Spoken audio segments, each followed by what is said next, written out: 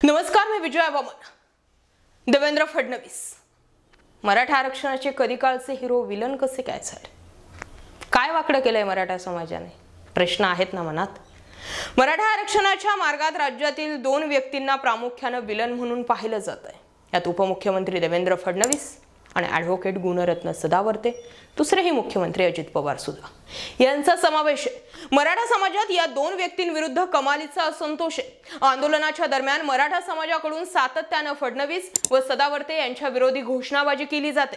देवेंद्र फडणवीस मराठा आरक्षणाबाबत सध्या बोटचेपी भूमिका घेत आहेत, तर सदावर्ते मराठा आरक्षणाविरुद्ध उघड भूमिका घेताना दिसतात। सदावर्ते म्हटले, मी हिरो जर पॉलिटिकल मध्ये कोणाला मानत असेल तर फडणवीसांना मानतो, म्हणून फडणवीस सदावर्ते कनेक्शन जोडलं जातं। विशेष म्हणजे दोन्ही जण आतून एकमेकांना मिळाले असल्याची अनेकदा चर्चा होत असते। असं पाहिलं तर मुख्यमंत्री पदावर असताना देवेंद्र फडणवीस यांनी पहिल्यांदा मराठा समाजाच्या आरक्षणाची घोषणा केली होती। तेव्हा मराठा समाजासाठी हिरो ठरलेले फडणवीस आता मराठा आरक्षणाचे विलन कसे ठरत गेलेत याची चर्चा आपण यामध्ये करणार आहोत। व्हिडिओ महत्त्वाचा आहे, काही पॉइंट्स आहेत जे महत्त्वाचे असणार आहेत, त्यामुळे शेवटपर्यंत पहा। नेमका घडलाय गेली 50हून अधिक वर्ष मराठा आरक्षणाचा मुद्दा प्रलंबित आहे। आतापर्यंत अनेक मराठा मुख्यमंत्री होऊन गेले, परंतु मराठा आरक्षणाचा मुद्दा कुणीही नेटानं पुढे नेलेला नाही। त्यात तत्कालीन मुख्यमंत्री देवेंद्र फडणवीस 2018 साली मराठा समाजाला SABC कोट्यातून आरक्षण देण्याची घोषणा केली। हे आरक्षण ओबीसींच्या कोट्याला धक्का न लावता देण्यात येईल हे देखील त्यांनी आवर्जून सांगितलेलं होतं। एका ब्राह्मण मुख्यमंत्र्यानं मराठा समाजाला न्याय दिला असं बोललं जात असताना मराठा समाजानंही त्यावेळी फडणवीसांना डोक्यावरती घेतलं। परंतु नंतरच्या काळात सत्तांतर झालं, महाराष्ट्रात महाविकास आघाडीची सत्ता आली, उद्धव ठाकरे यांच्या नेतृत्वात राज्यात आघाडीचं सरकार आलं आणि त्याच वेळी मराठा आरक्षण सुप्रीम कोर्टामध्ये रद्द करण्यात आलं। फडणवीसांनी घाईघाईत आरक्षणाचा निर्णय घेतला, त्यात कुठलाही कायदेशीर आधार नव्हता अशी ओरड आघाडीच्या नेत्यांकडून होऊ लागलेली होती।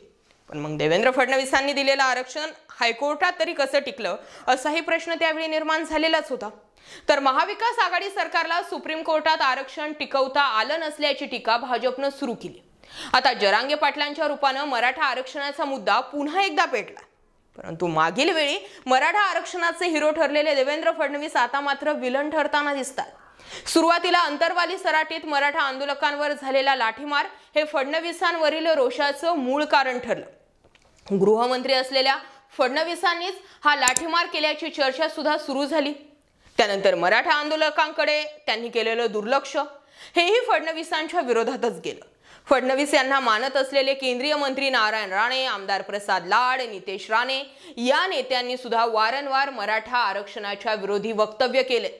भाजपकडून हे जाणून बुजून होत असल्याचं मत देखील मराठा समाजाचे। नाहीतर विचार करा ना, संपूर्ण महाराष्ट्र पेटलेला असताना कुणी कसं काय मराठा समाजाच्या विरोधात इतकं तिरकस जाऊ शकतं? या सर्व नेत्यांचे बोलवते धनी फडणवीसच असल्याचं अनेकांकडून बोललं गेलं। दुसरीकडे वकील गुणरत्न सदावर्ते वारंवार माध्यमांसमोर येऊन मराठा आरक्षणाच्या विरोधात वक्तव्य करतात। सदावर्ते हे फडणवीसांचंच पिल्लू असल्याचं अनेकदा बोललं गेलंय। फडणवीस आणि सदावर्ते यांची आतून मिलीभगत असल्याचं ठाम विश्वास मराठा समाजातील युवकांचा। प्रश्न निर्माण होतो, दुसरीकडे मराठा आरक्षणासाठी मुख्यमंत्री शिंदे प्रामाणिकपणे प्रयत्न करत असले तरी त्यांना पाहिजे तेवढी साथ जी आहे ती देवेंद्र फडणवीसांची उपमुख्यमंत्री म्हणून किंवा मागचं आरक्षण हाताळलेलं असताना त्यांच्याकडे तेवढं लक्ष दिलं जात नाहीये। मराठा आरक्षणाबाबत फडणवीसांनी केंद्राकडे आपले राजकीय वजन वापरून पाठपुरावा करणं अपेक्षित असताना फडणवीस मात्र अलिप्त भूमिका घेऊन आरक्षणाच्या मुद्द्यावरून शिंदेंना एकटं पाडत असल्याची भावना जी आहे ती मराठा समाजात आहे। आता 2 दिवसांपूर्वी स्वतः जरांगे पाटलांनी सुद्धा फडणवीसांवरती उघड टीका केल्यानं या सर्व चर्चांना अधूनच हवा मिळत गेली। त्यामुळे मराठा आरक्षणाचे हिरो ते विलन असा प्रवास देवेंद्र फडणवीसांचा झालेला दिसतोय। देवेंद्र फडणवीसांनी राजकीय वजन जर त्यांचं वापरलं, केंद्रामध्ये जर ताकद दाखवली तर केंद्राने या गोष्टीमध्ये हस्तक्षेप केंद्र करू शकतं। पण देवेंद्र फडणवीसांकडूनच केंद्राकडे कुठला पाठपुरावा केली जात नाहीये अशी देखील आता कुजबूज जी आहे ती सुरू झालेली आहे। दुसरीकडे नॅशनल टेलिव्हिजनवरती मराठा आरक्षणाचा मुद्दा कुठेही दिसत नाहीये, त्यामुळे वरच्या लेवलवरती मॅनेजमेंट होत असल्याचे देखील आता आरोप जे आहेत ते महायुतीच्या सरकारवरती होताना दिसत आहेत। या सगळ्या घडामोडींमध्ये तुमचं वैयक्तिक मत काय? मी आतापर्यंत देवेंद्र फडणवीसांबाबत जे परसेप्शन लोकांचं तयार झालेलं आहे त्याबाबत बोलले, पण वैयक्तिकरित्या एक त्यांचे मतदार म्हणून किंवा देवेंद्र फडणवीसांचं आजपर्यंतचं राजकारण बघता तुम्हाला काय वाटतं? देवेंद्र फडणवीस खरोखरच मराठा आरक्षणाचे विलन आहेत का? आणि जर होते तर मग त्यांनी या अगोदर मराठा समाजाला आरक्षण कसं दिलेलं होतं? असे अनेक प्रश्न आहेत, परंतु देवेंद्र फडणवीसांकडे बघण्याचा अँगल नेमकं तुमचा कसा? कमेंटमध्ये व्यक्त व्हा। हा व्हिडिओ मुद्दा आवडला असेल तर होऊ द्या शेअर। जय महाराष्ट्र पब्लिक।